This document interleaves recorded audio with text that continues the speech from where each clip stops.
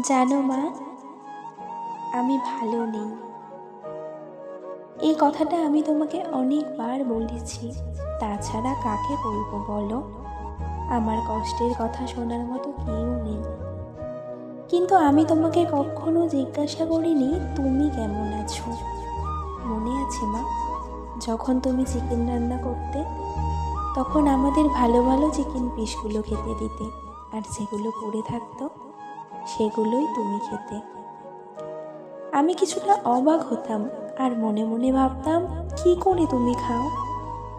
আমি একদিন জিজ্ঞাসাও করেছিলাম, এগুলো খাও কি করে মা? তুমি উত্তর দিয়েছিলে, এগুলো আমি খেতে ভালোবাসি।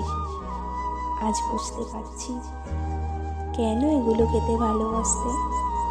কারণ আজ আমিও মা। মনে আছে মা, যখন আমি রাগ করে খেতাম না, আমাকে তোমরা কত খেতে রাখতে, আমি রাগ করেই শুয়ে থাকতাম। আর এখন আমার এই রাগের কোনো মূল্য নেই। আমি খাই বা না খাই কার কি আসে যায়। মনে আছে মা, তুমি বলতে তুমি নাকি মাছের লেজাটা বেশি খেতে ভালোবাসো। আজ বুঝতে পারছি ওই লেজাটাই তোমার কপালে জুটত। মনে আছে মা, যখন আমার জ্বর আসতো, তখন আমি তোমার আর বাবার মাঝখানে শুতাম। তুমি আর বাবা সারা রাত মাথায় হাত বুলিয়ে দিতে।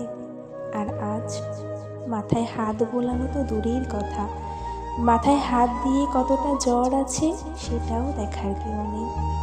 আমি যন্ত্রণায় ছটফট করছি মা। এসেছিলাম তোমাদের ছেড়ে সুখের সংসার করতে। সংসার করতে এসে সংসারেই রয়ে গেলাম। সংসার আছে, ভালোবাসা নেই, টাকা আছে, শান্তি নেই। সবাই যেন কেমন স্পৃহমান।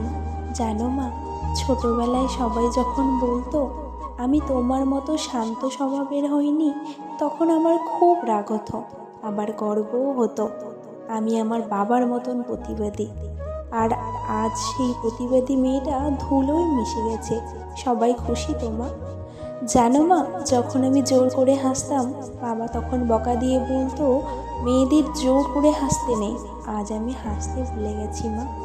এখন আমার হাসতে ভয় হয়, নতুন কোনো অজানা অশান্তির আশঙ্কায়। জানো মা, আগে যখন সবাই বলতো মানিয়ে নে মা, এখন আমার ছেলে বলছে আমার জন্য একটু মানিয়ে নাও মা। মা, আমাদেরকে শুধু মানিয়ে নিতে হবে। আমাদের কি কোনো নিজস্বতা নেই? আমাদের কি ক্লান্তি বলে কিছু নেই? আমাদের কি শান্তি বলে কিছু নেই মা? কে এই প্রশ্নের উত্তর দেবে মা? জানো মা, মনে হয় কোথাও গিয়ে চিৎকার করে কান্না করি, বুকের ভিতরটা হালকা করার জন্য।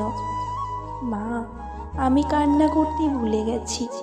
আমার ভিতরে শুধু হাহাকার, একটু সম্মান আর একটু ভালোবাসা পাবার হাহাকার। মা, আমি ভালো নেই। না না না, আমরা ভালো নেই মা।